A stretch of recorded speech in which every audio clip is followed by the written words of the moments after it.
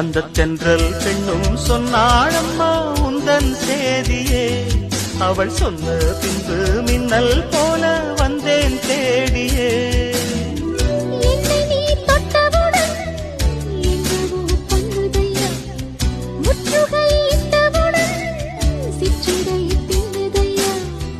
வெட்கம் விடுமோ அச்சம் விடுமோ தக்க துணைதான் பக்கம் வருமோ.